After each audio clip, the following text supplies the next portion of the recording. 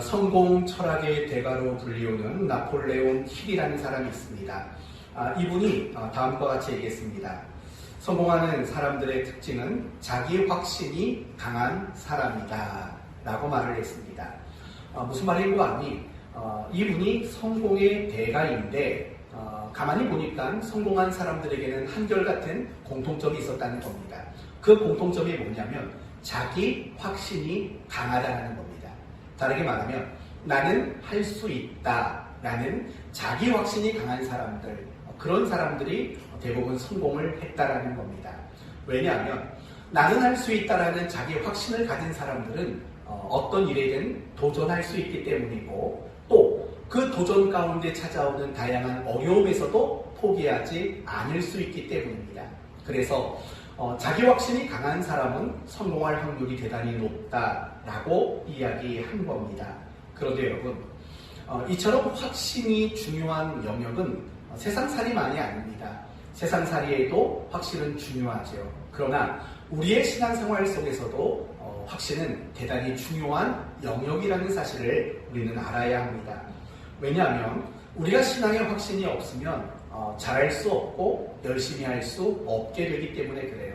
그러나 반대로 내가 신앙생활을 하는 가운데 다양하고 풍성한 확신을 가지게 된다면 우리는 더 잘할 수 있고 또 더 열심히 무엇인가 할 수 있게 될 수 있기 때문입니다. 그래서 바울이 자신의 영적인 자녀였던 디모데에게 이렇게 말을 합니다. 너는 배우고 확신한 일에 거하라. 지금까지 하나님 말씀 배운 것, 그것을 확신하며 목회해라 라는 말로 영적인 아들 디모데에게 권면을 한 겁니다. 이처럼 우리가 신앙생활을 하는 가운데 신앙의 확신을 가지는 일, 그 일이 대단히 중요하다는 겁니다. 오늘 본문 역시 예수님께 대한 확신을 가졌던 나병 환자를 소개하고 있습니다. 그러므로 오늘 말씀을 통해서 신앙생활 가운데 확신이 중요한 이유가 뭔지 첫 번째로 생각해보고 두 번째는 우리가 가지고 있는 신앙의 확신을 어떻게 사용할 것인지 그리고 세 번째는 그 신앙의 확신 중에 가장 특별한 가장 중요하게 여겨야 할 확신이 무엇인지 이렇게 세 가지로 오늘 말씀을 함께 나누려고 합니다. 오늘 본문은 간단한 내용입니다. 나병 환자가 예수님을 찾아갔고 예수님은 그를 고쳐주셨다라는 이야기입니다. 이제 12절을 보도록 하겠습니다. 예수께서 한 동네에 계실 때에 온몸에 나병 들린 사람이 있어 예수를 보고 엎드려 구하여 이르되 주여 원하시면 나를 깨끗하게 하실 수 있나이다. 나병 걸린 한 사람이 예수님을 찾아간 겁니다. 그리고 예수님에게 원하시면 나를 고쳐주십시오 라고 요구한 겁니다. 이 모습 속에서 나병 환자는 예수님께 대한 확신을 가지고 있다는 점을 알 수 있습니다. 그렇다면 이 나병 환자가 가지고 있었던 확신은 무엇일까요? 예수님이라면 나의 이 나병을 고쳐주실 수 있을 것이다. 예수님의 능력에 대한 확신을 분명히 가지고 있었던 겁니다. 이 부분을 여러분에게 조금 더 설명해 보도록 합시다. 오늘 본문에서 예수님을 찾아간 병자는 어떤 병에 걸린 사람이었습니까? 나병이라는 병에 걸린 사람입니다. 우리가 잘 아는 문둥병입니다. 이 나병에 걸린 환자가 예수님을 찾아간 겁니다. 그 자체만으로도 이 나병 환자는 예수님의 능력을 확신하는 그 확신이 분명히 있었던 겁니다. 여러분, 나병 환자들은 주로 어디에서 생활을 할까요? 적어도 격리된 생활을 합니다. 격리된 생활. 예수님 당시 나병 환자들도 역시 마찬가지였습니다. 그들은 나병에 걸리지 않는 사람들과 함께 살 수가 없었습니다. 그들은 마을을 떠나서 마을 밖에서 그들은 거주하며 생활을 했던 겁니다. 그게 당시 법이었습니다. 그리고 이 나병에 걸린 사람들은 의사에게 진료를 받는 게 아닙니다. 누구에게 진료를 받냐면 제사장에게 찾아가서 자신의 병이 맞는지 아닌지 또 나았는지 덜 나았는지 이 모든 진단을 제사장이 하게 될 겁니다. 왜 그러냐면 당시 나병은 그러니까 오늘날의 나병은 그냥 맞는 병 중에 하나일 뿐입니다. 그러나 당시의 나병은 병의 개념으로 이해하지 않았기 때문입니다. 그러면 당시의 나병은 무엇으로 이해했을까요? 죄의 결과물. 그래서 더러움과 부정을 대표하는 이미지로 항상 나병이 사용되었던 겁니다. 아론은 모세를 반대했습니다. 모세의 리더십을 거역했습니다. 그래서 그 아론에게 발생한 병이 뭡니까? 바로 나병이었던 겁니다. 나병은 모든 죄를 대표하는 병으로서 더러움과 부정을 상징하는 겁니다. 그래서 오늘 본문 12절 말씀을 보시면 이 나병 환자가 예수님께 가서 뭐라고 말하냐면 주님이 원하시면 나를 어떻게 할 수 있다고 말합니까? 낫게 할 수 있다라고 말하지 않습니다. 어떻게 할 수 있다고 말하죠? 깨끗하게 라는 말을 쓰는 겁니다. 그것은 이 나병 환자도 이 나병이라는 것이 단순한 병이 아니라 더러움과 부정을 상징하는 질병이라는 것을 알고 있었기 때문입니다. 그러니까 이 나병을 취급하는 대상은 의사가 아니라 항상 제사장일 수밖에 없었던 겁니다. 레위기 13장 이하를 보면 이 나병 환자에 대한 규례가 더 많이 소개가 됩니다. 어떤 소개가 되냐면 이런 거죠. 이들은 만약에 병에 걸리지 않는 누군가가 자기 가까이 오게 되면 이런 행동을 하라고 합니다. 옷을 찢으랍니다. 옷을 벅벅 찢고 머리를 풀어 헤치고 윗입술을 가리고 이렇게 외쳐야 한다고 합니다. 부정하다 부정하다 이렇게 외치라고 성경은 가르치고 있습니다. 왜 그러냐면 나병에 걸린 자기 자신이 여기에 있다는 사실을 알게 하기 위한 목적입니다. 뿐만 아니라 자기에게 다가오지 못하도록 경고를 보내기 위해서 입술을 가리고 나는 부정하다 부정하다 이렇게 외쳐야 하는 규례를 그들은 지켜야만 했습니다. 그러나 그들이 만약에 이 나병 환자들이 지켜야 하는 규례를 지키지 않게 되면 돌에 맞아 죽어도 죄가 되지 않는 이런 결과를 그들이 맞이할 수밖에 없었던 겁니다. 그렇다면 여러분 생각해 보십시오.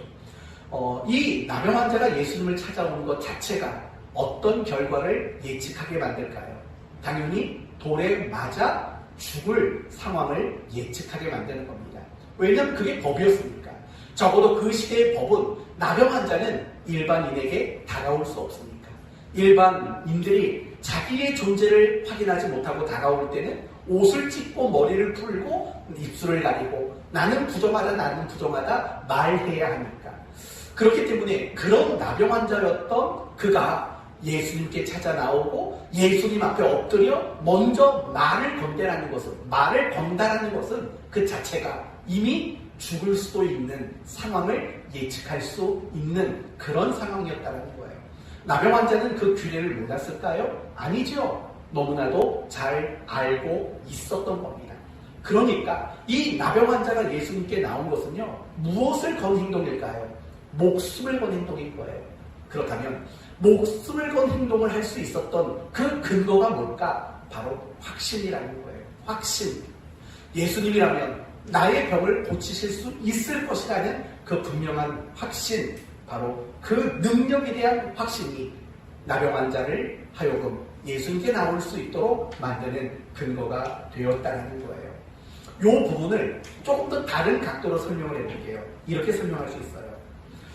예수님의 능력에 대한 확신, 바로 그 확신이 나병 환자가 지금까지 해보지 못했던 일들을 하도록 만들었던 거예요. 이 나병 환자가 지금까지 하지 못했던 일은 뭘까요? 사람에게 다가가는 것, 사람에게 먼저 말을 거는 것, 이건 절대로 해볼 수 없었던 일이에요. 그러나 예수님의 능력에 대한 확신을 그가 가졌을 때 지금까지 해보지 못했던 그 일을 하게 만들었던 거예요. 또 이 나병 환자는 지금까지 기대하지 못했던 것을 기대할 수 있게 되었다는 거예요. 무엇일까요? 나도 고침받을 수 있을 것 같다라는 기대 말입니다. 왜냐하면 당시에도 오늘날도 마찬가지예요. 나병을 고치는 건 여간 어려운 일이 아니에요. 예수님 당시에 나병은 고침의 대상이 아니에요. 치료할 방법도 없는 거예요. 그래서 단 한 번도 이 병에서 고침받겠다라는 기대를 가져본 적이 없는 거예요. 그러나 그런 기대조차 갖지 못했던 그가 기대를 가졌다고요. 고쳐질 수도 있겠다라는 기대를 가졌다고요. 무엇이 그런 기대를 갖도록 만들었습니까? 예수님의 능력에 대한 확신, 그 확신이 바로 그런 기대를 갖도록 만든 거죠. 그러니까 예수님께 대한 확신이 새로운 생각을 갖게 하고 새로운 행동을 하게 하고 새로운 결정을 할 수 있도록 만들어줬다는 거예요. 그리고 결과적으로 13절 말씀을 보시면 이 나병 환자는 정말 깨끗함을 받게 돼요. 새로운 인생을 살게 된다고요. 그러니까 이 나병 환자에게 지금 일어나고 있는 이 모든 일들은 다 무엇에 근거한 일들이었냐면 바로 예수님의 능력에 대한 확신, 그것이 만들어낸 결과물들이었다는 겁니다. 사랑하는 성도 여러분, 바로 이 부분이 중요한 거예요. 우리가 세상에서 어떤 일을 할 때 정말 중요한 것은요, 확신을 가지는 일, 그 일이 너무 중요해요. 내가 어떤 사업을 한다고 해도 그 사업에 대한 확신이 없으면 우리는 그 사업을 잘할 수 없게 돼요. 우리 힘이나 우리 은하 이제 앞으로 결혼할 거죠? 하긴 할 건가 보네. 그래요. 결혼을 할 때도 마찬가지예요. 내가 저 남자에 대한 확신, 내가 저 여자에 대한 확신, 그런 확신이 있어야 우리는 또 결혼할 수 있게 되는 거예요. 세상의 모든 일이 마찬가지예요. 공부하는 사람은 공부에 대한 확신을 가져야지요.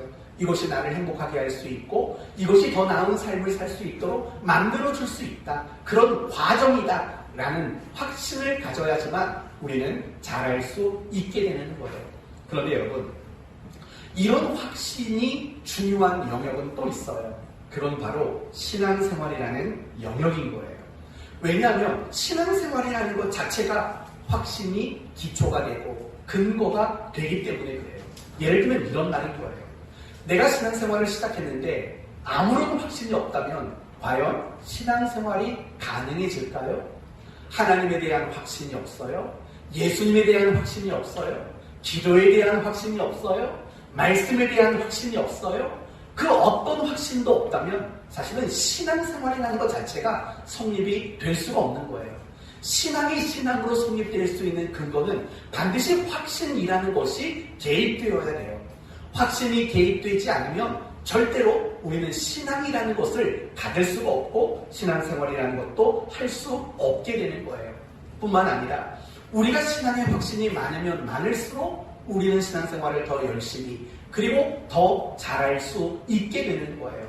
그렇기 때문에 우리가 신앙생활을 하는 가운데 확신이라는 것은 절대적인 거예요. 없어서는 안 되는 거예요. 너무나도 중요한 것이에요. 그렇기 때문에 우리 모두는 확신이라는 것을 가져야 해요. 그렇다면 우리는 도대체 어떤 확신을 가져야 할 것인가 생각해보면 크게 세 가지로 말할 수 있어요. 첫째는 하나님의 속성에 대한 확신이에요. 여러분, 하나님의 속성이라는 말이 뭘까요? 하나님이 어떤 분이시냐에 대한 확신을 말하는 거예요. 한번 얘기해 봅시다. 한 줄씩 대표로 말해보세요. 정은아, 하나님은 어떤 분이실까요? 헷갈려요. 앞으로 아예 은하라는 말을 하지 말아야겠어요. 네, 정은아, 하나님은 어떤 분일까요?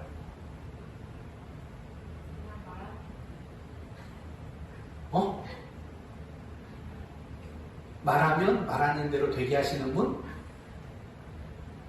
뭐라고 했어요, 근데? 잠깐 생각할 시간 줄게요. 이쪽 줄, 우리 힘이 하나님은 어떤 분일까요? 선하신 분. 맞아요. 이쪽 줄, 이태규 시장님. 예. 지금 출석 부른 게 아니고요. 하나님은 어떤 분이시냐고 부른 거예요.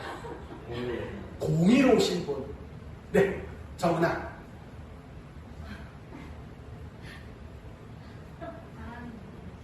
사랑이 많으신 분. 맞아요. 그런 거에 대한 확신을 가지라는 거예요. 하나님의 속성, 하나님이 어떤 분이냐, 창조주시다, 통치하시는 분이시다, 세상을 심판하신 분이시다. 이런 거에 대한 확신이 우리에게 필요하다고요. 또 두 번째는요, 하나님이 어떤 일을 하시는가에 대한 확신도 분명히 필요해요. 이것도 한번 해볼까요? 이쪽 줄, 강 집사님. 하나님은 어떤 일을 하시죠, 우리에게? 다스려주신다. 이쪽, 우리 곽 전사님. 은혜를 주신다. 우리 김효선 집사님.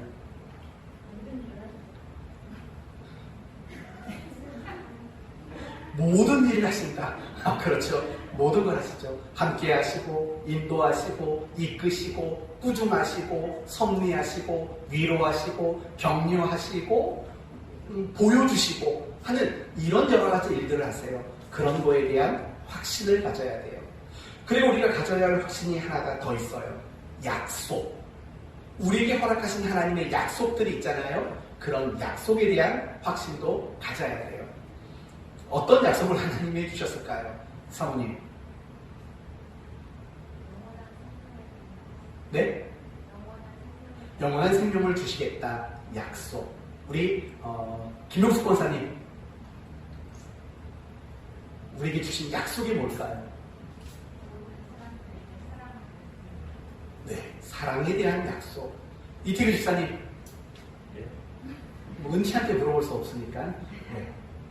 어떤 약속을 우리에게 또 주셨을까요? 함께 하겠다. 그래요. 그런 약속들을 주신 거죠. 그거에 대한 확신이 우리에게 필요해요. 세 가지 기억나시겠어요? 하나님의 속성, 하나님의 사역, 하나님의 약속. 그런데 가만히 보면 이 세 가지는 다 어디에 담겨져 있을까요? 이 세 가지 우리가 확신해야 될 내용들이 다 어디에 담겨져 있을까요? 바로 성경 안에, 하나님 말씀 성경 안에 사실은 이 모든 확신의 내용들이 담겨져 있는 거예요. 제가 이런 말씀을 드리는 이유는 이런 거예요. 우리가 신앙생활을 하다 보면 가끔씩 어떤 분들은요, 어디서 주워 들은 얘기를 가지고 확신을 가지는 경우들이 사실은 굉장히 많아요. 전혀 성경적이지 않아요. 어디서 주워 들었어요. 그런 걸 가지고 신앙의 확신이다 라고 생각하는 경우들이 많이 있다라고요. 예를 들면 이런 거예요. 금식 기도하면 하나님이 다 응답해 주신다 라고 확신하는 사람들이 있어요. 사실 그렇지는 않아요. 그건 성경이 우리에게 그렇게 약속해 주고 보장해 준 내용은 아니에요. 어디서 그냥 들은 것 뿐이에요. 그런데 그런 걸 가지고 신앙의 확신으로 삼는 사람들이 사실은 적지 않다라는 거예요. 구약 성경에도 이런 얘기가 나와요. 예를 들면 이스라엘 백성들 이런 확신을 가졌어요. 잘못된 거예요. 하나님은 우리 민족만 사랑하셔. 하나님은 우리 라는 확신을 가졌다고요. 여러분 그 말 하나님은 열방의 하나님이세요. 그 사랑을 나타내기 위해서 이스라엘을 먼저 사랑해 주신 것 뿐이에요. 그러나 이스라엘은 하나님은 우리 민족만 사랑해 라는 잘못된 확신을 가졌다고요. 그 잘못된 확신의 결과가 뭐냐면 그들의 신앙이 무너지고 그들의 신앙이 파산하는 결과를 만들어냈다고요. 신약 성경도 마찬가지예요. 예수님 당시에 많은 사람들은 메시아에 대한 확신이 있었어요.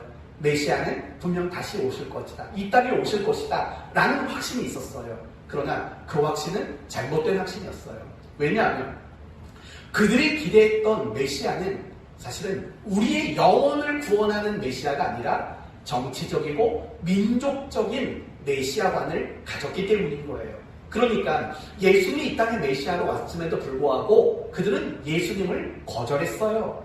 예수님을 십자가에 못 박아 죽이는 일들을 하고 말았다고요. 왜요? 잘못된 확신이 그들에게 있었기 때문이에요. 오늘날도 마찬가지예요. 오늘날도 많은 사이비들, 많은 이단들의 모습을 보면 그들은 어김없이 잘못된 확신을 가지고 있었어요. 신천지 같은 경우에는 우리만 선택받은 14만 4천 명이다 라는 잘못된 확신을 그들은 가지고 있었다고요. 또 어떤 이단들은 더 이상 우리는 회개하면 안 된다. 예수 믿을 때 다 용서 받았으니까 절대 회개하면 안 된다라는 확신을 가지고 있는 사람들도 분명히 있다고요. 그러나 그렇지 않아요. 성경을 보세요. 얼마나 많은 사람들이 하나님 회개에 있는지 여러분 기억하셔야 돼요. 우리가 하는 회개는 구원을 얻기 위한 회개가 아니라 더 거룩해지기 위한 회개이기 때문인 거죠. 이렇듯이 잘못된 확신을 가지게 되면 우리의 신앙이 파산할 수밖에 없는 거예요. 그러므로 우리가 가지고 있는 신앙의 확신들이 올바른 것인가? 그것을 확인하는 방법은 뭐냐면 내가 가지고 있는 확신이 성경 안에 담겨져 있는 것인가? 그것을 우리는 반드시 확인해야 합니다. 그리고 중요한 것은 성경 안에 담겨져 있는 하나님의 속성, 하나님의 사역, 또 하나님의 약속들, 이런 것들이 우리가 신앙생활하는 가운데 분명한 확신으로 자리 잡아야 한다라는 거예요. 우리가 신앙생활하는 가운데 그러한 것들에 대한 확신이 없으면 우리는 신앙생활을 잘할 수 없게 되는 거죠. 예를 들어보면 이런 거예요. 여러분, 우리가 기도하지 않는 이유가 뭘까요? 기도에 대한 확신이 없기 때문에 그래요. 만약에 우리가 내가 기도하면 하나님이 들으시고 응답해 주신다는 확신을 가진다면 정말 그래도 기도 안 할까요? 아니죠. 확신이 없어서 안 하는 거예요. 순종도 마찬가지예요. 우리가 순종하지 못하는 이유가 뭘까요? 하나님께 대한 그것을 요구하시는, 순종을 요구하시는 하나님에 대한 확신이 없기 때문에 우리는 못하는 거예요. 성경 말씀대로 따라 살지 못하는 모든 이유는 결국에는 확신이 없기 때문이라는 거죠. 그렇기 때문에요, 저는 여러분 모두가 날마다 신앙의 확신이 가득했으면 좋겠어요.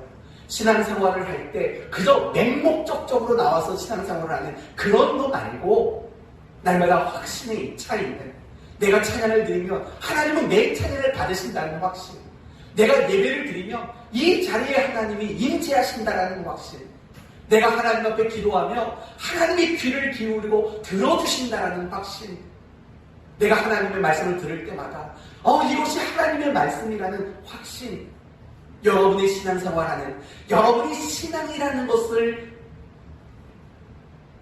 대마주하는 그 모든 것들 속에 사실은 확신이라는 것이 분명히 담겨져 있어야 하는 거예요. 사랑하는 성도 여러분, 날마다 신앙의 확신을 가지고 살아가는 여러분 모두가 되실 수 있기를 예수님의 이름으로 축원드립니다. 나병 환자, 예수님은 나의 병을 고치실 수 있어, 그런 능력이 있어, 라는. 그런데 정말 중요한 것은 무엇이냐면 나병 환자 확신, 그분의 능력에 대한 확신을 가지고 있었는데 그걸 어떻게 사용했나를 보세요. 그걸 어떻게 사용했나? 어떻게 사용했을까요? 예수님, 나는 분명히 확신합니다. 그러니 나를 고쳐내십시오. 이렇게 확신을 사용했을까요? 아니라고 성경은 말합니다. 여러분, 다시 12절을 보시면 예수께서 한 동네에 계실 때에 온몸에 나병 들린 사람이 있어 예수를 보고 엎드려. 여러분, 여기까지는 이 나병 환자가 예수님의 능력에 대한 확신을 가지고 있었기 때문에 가능한 일이라는 건 아실 거예요. 그 다음에 보세요. 이제 확신을 가지고 있어요. 그러면서 구하여 이르되, 그 다음이 중요해요. 주여, 뭐죠? 그 다음은 원하시면이에요. 원하시면. 주여 원하시면. 여러분, 분명히 확신이 있어요. 그런데 확신이 있으니까 고쳐주십시오, 이게 아니라고요. 이렇게 써먹지 않는다고요. 확신을 어떻게 써먹고 있냐면 주님 원하시면 해주십시오. 주님이 원하지 않으시면 안 고쳐주셔도 괜찮습니다. 제가 바라는 건 주님이 원하시면 원하는 대로 해주시는 것, 단지 그거를 바랄 뿐입니다. 라고 그의 확신이 그렇게 사용되고 있다라는 거예요. 다르게 말하면 주님의 뜻이라면, 주님이 뜻하신다면 그렇게 해주시기를 원합니다. 라고 자신이 가지고 있는 확신을 사용하고 있는 거죠. 그러니까 결국 이 나병 환자의 이 고백 속에는 무엇이 담겨져 있냐면, 나병 환자는 주님이 원하시는 것, 주님의 뜻, 그걸 찾고 그걸 구하고 있다는 거예요. 확신을 가지고요. 우리 모두가 사실은 이 모습을 본받아야 돼요. 주님이 원하시는 게 뭘까? 주님의 뜻이 뭘까? 이것을 구하는 것. 이 자세야말로 사실은 우리 모든 성도들이 반드시 배워야 하는 그런 신앙의 자세인 거죠. 왜 그런 줄 아세요? 많은 그리스도인들은요, 확신이라는 걸 가지고 내가 바라고 원하는 것, 내가 이루기를 원하는 것을 주장하고 고집하는데 내 확신을 사용하는 경우들이 사실은 너무나도 많기 때문에 그래요. 가장 대표적인 게 기도예요. 기도. 여러분, 적어도 여러분은 하나님께 기도하는 사람들일 거예요. 그러면 여러분이 하나님께 기도하는 기도의 내용들을 한번 적어보세요. 그리고 검토해보세요. 내가 과연 기도하는 이 기도 제목 속에 내가 바라고 내가 원하는 것은 어느 정도 있는지, 그리고 반대로 하나님이 원하고 하나님 뜻이 무엇인지를 구하는 기도 제목은 과연 얼마나 되는지, 그걸 한번 여러분은 반드시 점검해 보셔야 된다는 거예요. 분명히 우리는 확신을 가지니까 기도하는 거예요. 그러나 그 확신이 대부분 무엇으로 쓰여지냐면 내가 바라고 원하는 것을 얻기 위한 수단과 방법으로 우리의 확신이 쓰여지는 경우들이 굉장히 많다고요. 그래서 우리가 신앙생활을 하다 보면은요, 힘줘서 말하는 단어들이 있어요. 몇 개의 단어가 있어요. 목소리에 힘줘서 말하는 거. 뭐가 있을까요? 믿습니다. 이 말은 항상 목소리에 힘줘서 말해요. 또 있어요. 뭘까요? 아멘. 뭐 이거 있죠. 이런 거에는 굉장히 목소리에 힘을 준다고요. 왜요? 뭘 강조하고 싶어서 그런 걸까요? 내가 확신한다 라는 걸 강조하고 싶은 거죠. 그러면 내가 확신을 가지고 있다는 것은 왜 강조하고 싶어 하나요? 내가 바라고 원하는 거, 그거 얻겠다라는 거죠. 이렇듯이 우리는 신앙생활을 하면서 기도 문제만이 아니라 거의 대부분의 문제에 있어서는요, 하나님이 원하는 게 뭘까를 생각하지 않아요. 하나님의 뜻이 뭔가 그걸 고민하지도 않아요. 심지어는요, 내가 기도하는 그 기도 제목들 하나하나가 하나님의 뜻이 맞는가 아닌가도 점검하지 않고 무턱대고 기도 제목을 삼는다고요. 그냥 내가 바라고 원하는 게 있으면 다 기도 제목이에요. 적어도 하나님 앞에 내가 그 기도를 하는 것이 하나님의 뜻인지 아닌지는 확인해야 되는 거 아니겠어요? 정말 그런 기도하는 걸 하나님이 원하고 있는지도 사실은 고민해야 되지 않겠냐고요. 그런데 우리는 전혀 그런 생각이 전무하다고요. 하나님이 내게 뭘 원하시는가? 하나님이 내게 뜻하시는 바가 뭔가? 여기에는 관심이 없을 때가 사실은 너무나도 많다고요. 사랑하는 성도 여러분, 내가 가지고 있는 확신은 내가 아닌 반드시 하나님을 향해야 돼요. 내가 가지고 있는 확신이 만약에 나를 향하고 내가 목적인 확신이라면, 미안하지만 그런 확신은요, 샤머니즘이에요. 샤머니즘. 그건 우상숭배고 그건 기복신앙에 불과한 거예요. 항상 우리의 신앙의 초점이, 우리의 신앙의 목적이 하나님에게 향하지 않는다면 그것은 세상의 여타 다른 종교들과 사실은 다르지 않은 거예요. 그러므로 참다운 신앙이 뭘까요? 진정한 신앙이 뭘까요? 하나님의 원하심을 구하는 거죠. 하나님의 뜻을 찾는 거죠. 그게 가장 진정한 신앙인가 아닌가를 규정 지을 수 있는 가장 명확한 시금석이 될 수 있다라는 거예요. 그렇기 때문에 우리는 스스로를 점검해 봐야 돼요. 나는 매일의 삶 속에서 하나님의 뜻이 무엇인가를 찾는가 생각해 보셔야죠. 우리는 인생을 살다 보면 참 잘 될 때가 있어요. 정말 잘 될 때가 있어요. 내가 하는 일마다 술술 풀리도록 만들어지는 순간들이 있다고요. 그럴 때도 하나님의 뜻을 물어야 돼요. 하나님, 왜 잘 되게 하시나요? 내가 이 잘 되게 하시는 뜻이 뭔가요? 나한테 뭘 원하시나요? 라고 물으셔야죠. 그러나 반대로 우리는 계속되는 어려움과 속상함을 겪는 순간들도 분명히 있다고요. 그러면 물으셔야죠. 하나님, 제가 왜 이런 어려움을 겪고 있습니까? 하나님 뜻이 뭡니까? 우리는 물어야지요. 내가 이 어려움 가운데 어떻게 하기를 원하십니까? 라고 물으셔야죠. 그거 말고도 내가 무엇인가를 결정하고 내가 무엇인가를 선택해야 되는 순간이 있다면 물으셔야죠. 하나님, 어느 쪽이 하나님의 뜻입니까? 물어야죠. 내가 무엇을 선택하고 내가 무엇을 결정하기를 원하십니까? 라고 물으셔야지요. 우리 가정을 향한 하나님의 뜻이 뭡니까? 내 직장 생활 속에서 나에게 원하는 건 뭡니까? 내 사업터에서 하나님의 계획은 무엇입니까? 라고 물으셔야지요. 하나님의 뜻을 묻는 거, 하나님의 뜻을 구하는 거, 하나님의 뜻을 찾고 고민하는 거, 하나님의 뜻을 마음에 담으려고 하는 거, 이게 우리 기독교 신앙인 거예요. 이것이야말로 참되고 진정한 의미의 신앙이라는 거예요. 그것이 없다면 이미 말한 대로 샤머니즘에 불과한 것이고 기복신앙과 우상숭배와 다름이 없는 모습일 뿐인 거예요.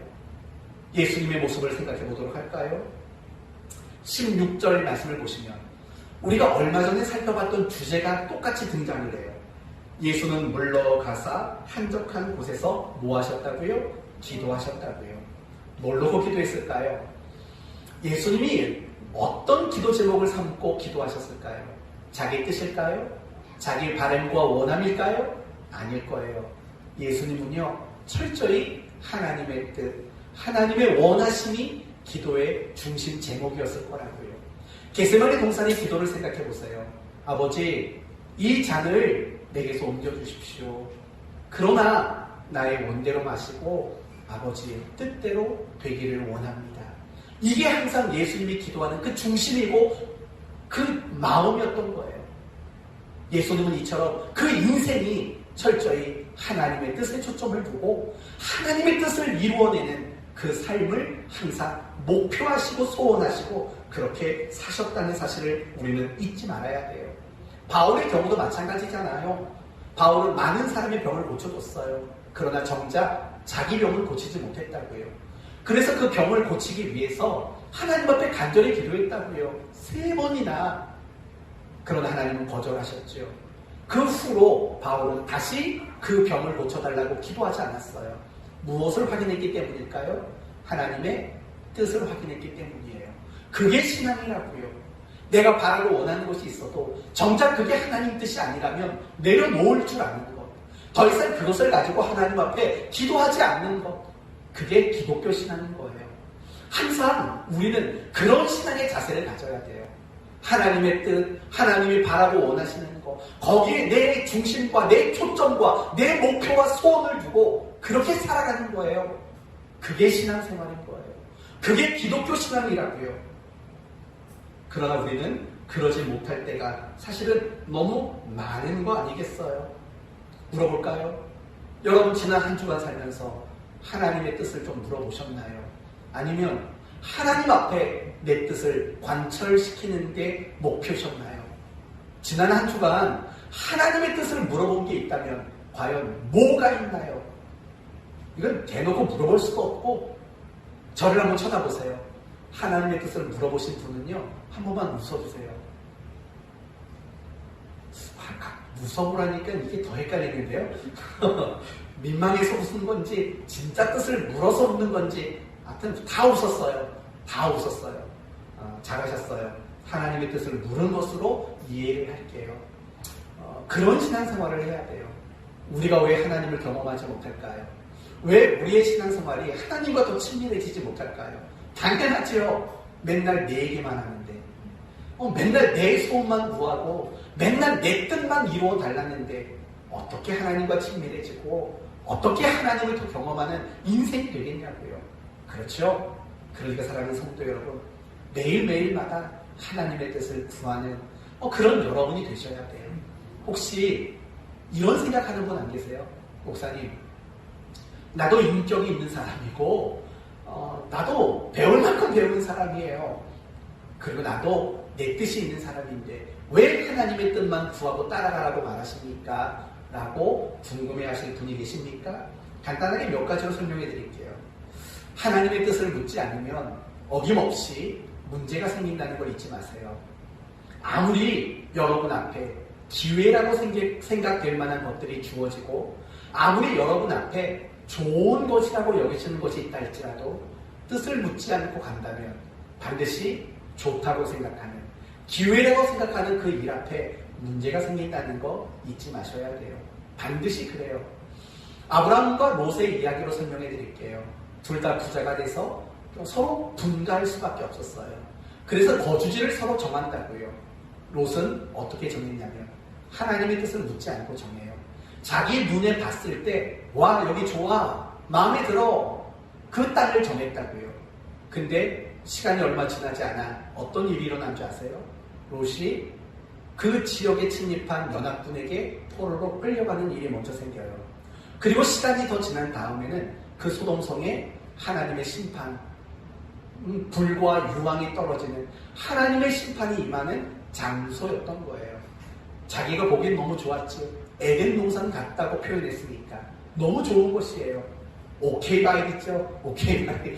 거기를 선택했는데 결국 그런 일을 당한 거예요. 마찬가지인 거예요.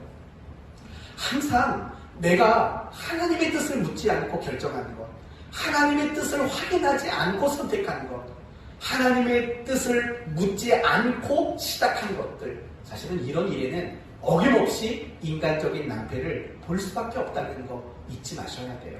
그리고 또 한 가지, 하나님의 뜻을 구할 때 사실은 우리는 평안이라는 것을 누리게 되는 거예요. 우리가 살면서 왜 두려운지 아세요? 어려움이 와서 두려운 게 아니에요. 하나님의 뜻을 몰라서 두려운 거예요.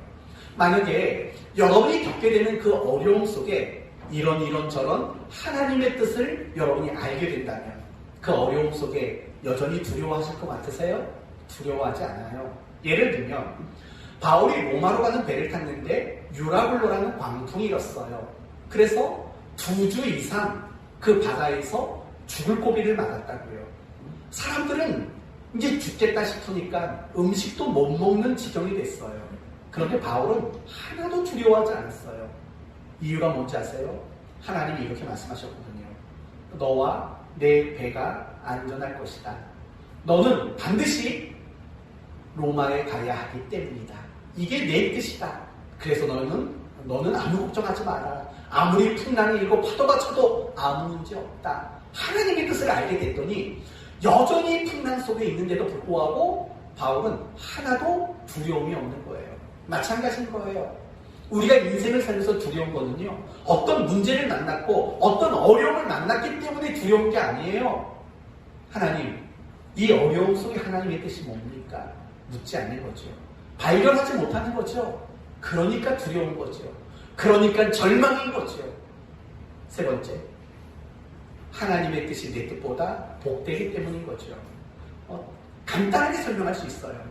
하나님이 낫습니까? 여러분이 낫습니까? 이건 비교할 상대가 아니잖아요.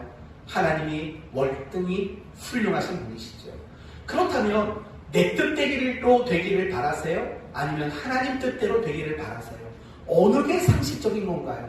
당연히 하나님의 뜻대로 되기로 바라는 게 상식적인 거고 이치에 맞는 거죠.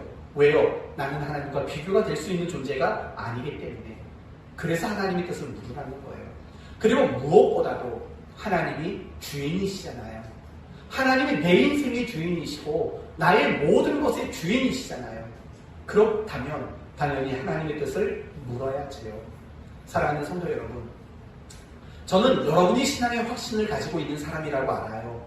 그러나 정말 여러분에게 바라는 게 뭔지 아세요? 그 확신을 가지고 내가 목적인 것으로 써먹지 말라는 거예요.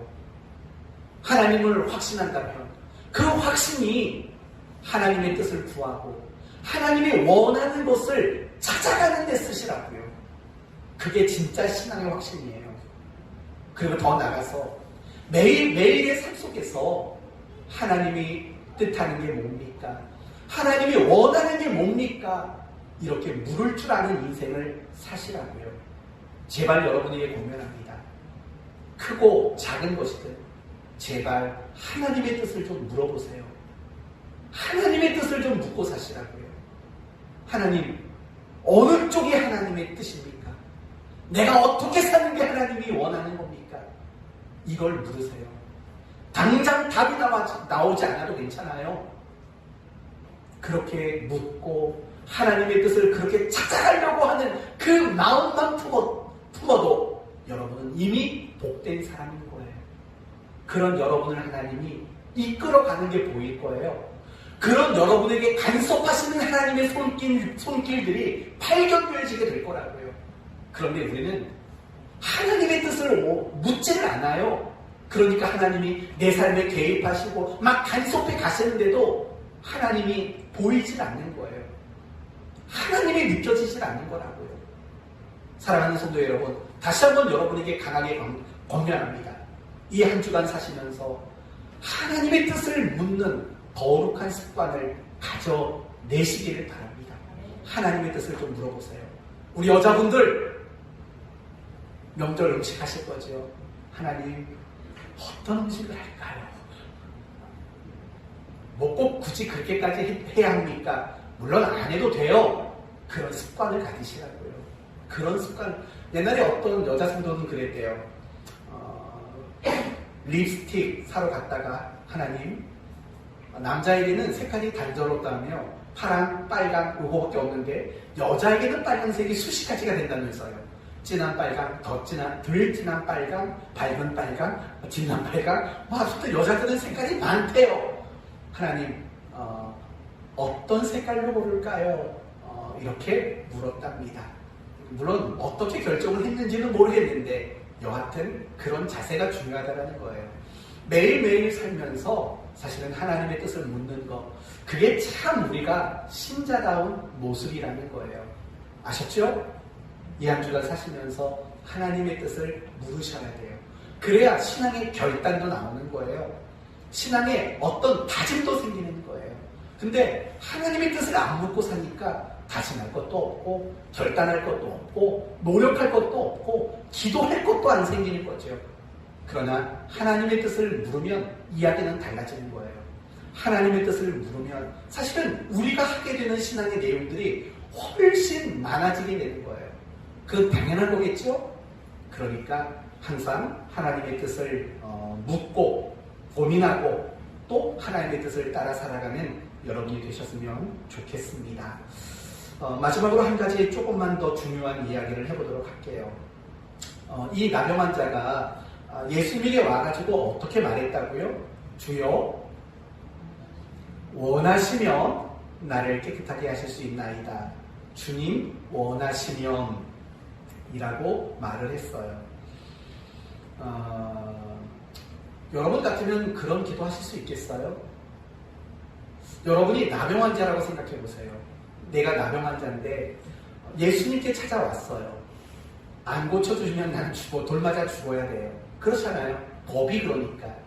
그런데 그런 분 앞에 와가지고 그런 상황에 있어 원하시면 고쳐주십시오. 이렇게 말할 자신 혹시 있으세요? 사실은 이거 굉장히 어렵다고 저는 생각이 들어요. 제가 일부 예배 때도 그런 말씀을 드렸는데요. 저희 아버님을 예를 들어 설명했어요. 저희 아버님이 췌장암 판정을 받았었다고요. 그 판정을 딱 받고 나서 제가 이렇게 기도했을까요? 하나님 뜻이면 고쳐주십시오 라고 기도했을까요? 저는 그렇게 기도 못했다고 얘기했어요. 이렇게 기도했거든요. 하나님 고쳐주십시오 라고 기도했다고요. 원하시면 이런 기도는 아주 뒤에 가서 아마 제 스스로가 어려운가 보다라고 느껴졌을 때쯤 가가지고는 하나님 원하시면 뜻대로 하십시오 라고 그때 가서 그렇게 기도했던 기억이 나요. 우리가 하나님의 뜻대로 사는 거, 하나님 뜻이 뭡니까? 라고 묻는 거 사실은 어려운 거예요. 나병 환자가 주님 원하시면 이라고 말한 것만큼이나 하나님의 뜻을 구하고 그 뜻대로 살아가는 거 사실은 굉장히 어려운 일일 수밖에 없는 거예요. 그렇다면 여러분 생각해봐요. 나병 환자는 어떻게 그런 말을 할 수 있었을까요? 어떻게 그런 말을 할 수 있었을까요? 주님 원하시면 해주십시오. 원하지 않으면 안 해주셔도 괜찮습니다. 어떻게 이렇게 말할 수 있었을까요? 그 이유는 바로 이런 것 때문입니다. 확신 때문입니다. 확신 때문이에요. 확신. 이 나병 환자는 예수님이 나의 병을 고쳐주실 수 있는 능력이 있다라는 확신을 가졌어요. 그래서 그 발걸음이 예수님까지 목숨 걸고 왔어요. 그런데 그가 주님이 원하시면이라고 말할 수 있는 또 다른 더 큰 확신은 뭐냐면 주님은 내가 비록 문둥병 병자여도 나에게 관심을 가져주실 거라는 확신.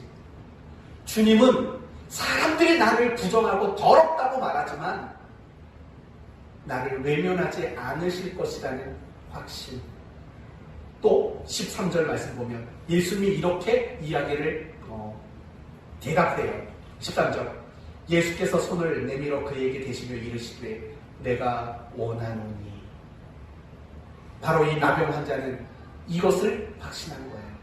저분이라면 내가 원하면 고쳐주십시오라고 말해도 기꺼이 원한다라고 말해 주실 수 있는 분이라는 확신.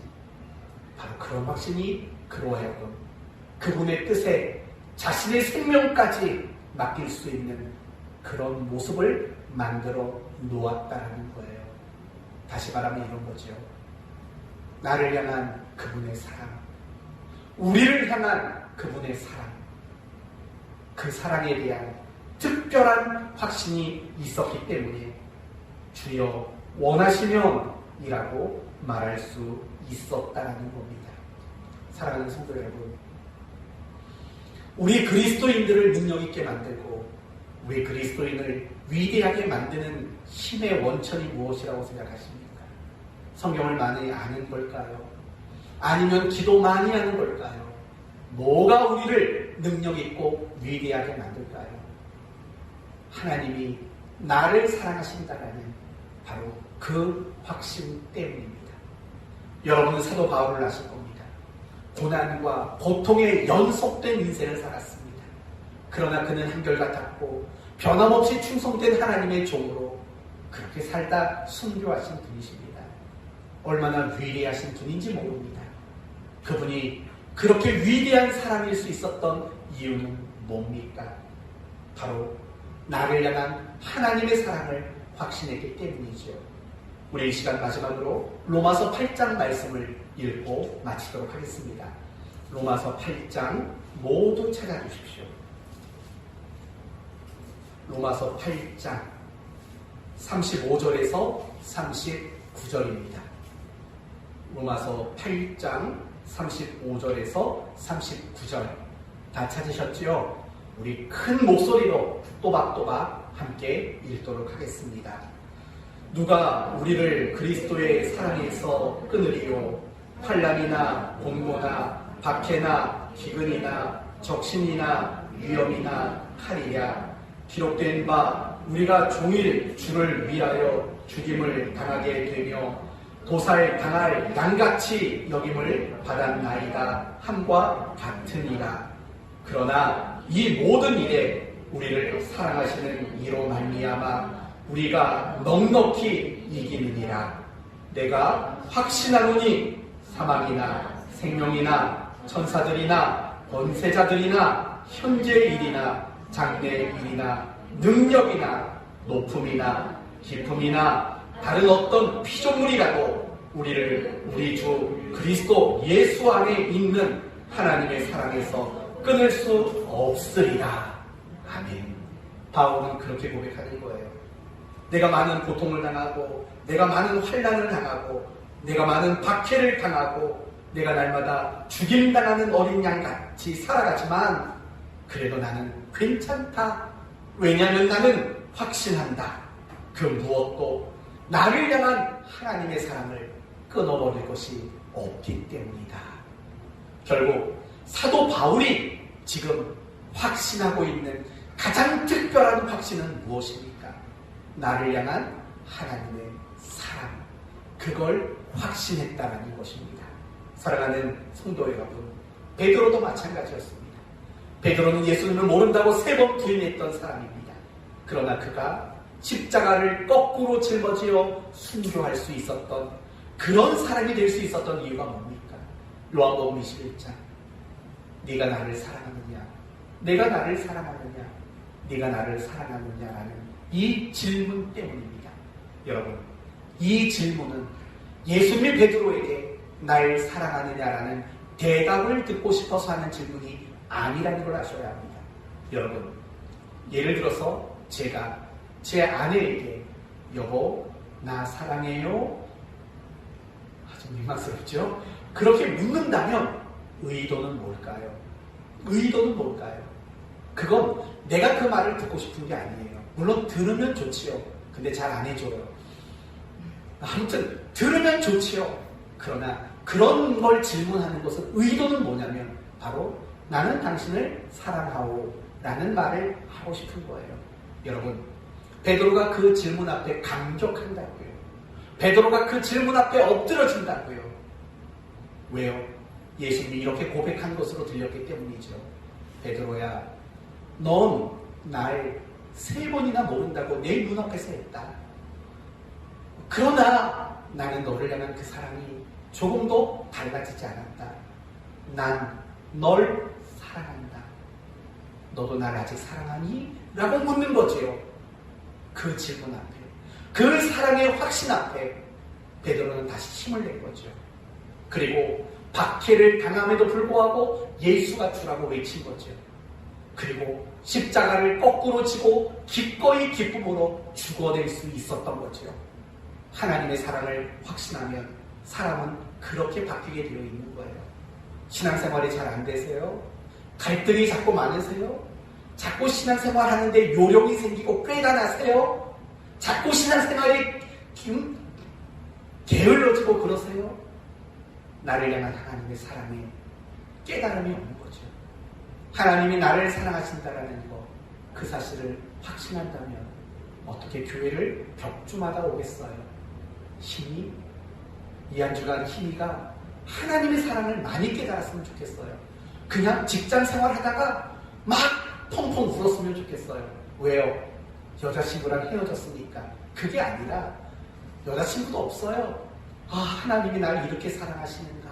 정말 그 사랑이 느껴지고 그 사랑이 깨달아지는 그런 은혜가 우리 희미에게 임했으면 좋겠어요. 그러면 격주로 오겠냐고요. 수요일도 오겠지요. 거기까지는 너무 과하게 요구하는 거고, 그런 거예요. 우리가 정말 신앙생활을 하면서 확신을 가져야 될 게 많아요. 하나님의 속성, 하나님의 사역, 하나님의 약속, 좋아요. 그러나 무엇보다 가져야 하는 가장 특별한 확신은 바로 나를 사랑하신다라는 것, 나를 변함없이 사랑하시는 하나님이라는 그 사랑의 확신이 우리에게 가장 필요한 확신이라는 거예요. 이제 오늘 말씀을 마치도록 하겠습니다. 우리가 그리스도인답게 살기 위해서 가장 필요한 것, 내가 신앙의 성공자가 되기 위해서 필요한 것은 바로 신앙의 확신이에요. 그 중에 가장 단연코 으뜸인 확신은 하나님이 나를 사랑하신다라는 그 사랑에 대한 확신을 가지는 일이에요. 이런 사랑에 대한 확신이 있는 신앙을 가지게 될 때 도전하게 되고, 기대하지 못했던 일을 기대하게 되고, 하지 못했던 일들을 하도록 만드는 신앙의 담력과 능력들이 우리에게 일어나게 되는 거예요. 그러므로 이 한 주간 살아가실 때 신앙의 확신, 하나님의 사랑에 대한 확신을 가지시고 이제 주저하지 마세요. 내가 하나님 뜻 뭐냐고 물었을 때 이런 걱정하지 마시고 이제 하나님의 뜻을 물으면서 그렇게 살아가는 성도가 되기를 원해요. 하나님의 사랑을 확신하고 그래서 하나님의 뜻을 묻고 따라가는 이런 복된 인생 살아가는 여러분 되기를 예수님의 이름으로 축원드립니다. 기도하십시다. 하나님 감사합니다. 나병 환자는 예수님이 나의 병을 고치실 수 있을 것이라는 확신을 가졌고, 그분은 나를 고쳐주기를 원하는 사랑을 가진 분이시라는 것도 확신을 가졌습니다. 그래서 그는 목숨을 걸었고 주님의 뜻에 자기의 모든 것들을 맡길 수 있었습니다. 되기를 원합니다. 신앙의 확신을 갖게 해 주옵소서. 그리고 무엇보다 나를 뜨겁게 사랑하시는, 나를 위해 독생자까지 아낌없이 내어주신 그 하나님의 사랑에 대한 특별한 확신이 우리 마음의 중심에 자리 잡기를 원합니다. 그래서 우리의 목숨을 걸고 신앙생활을 하게 하시고 하나님의 뜻을 모를 줄 아는 이런 성도의 삶을 살게 해 주옵소서.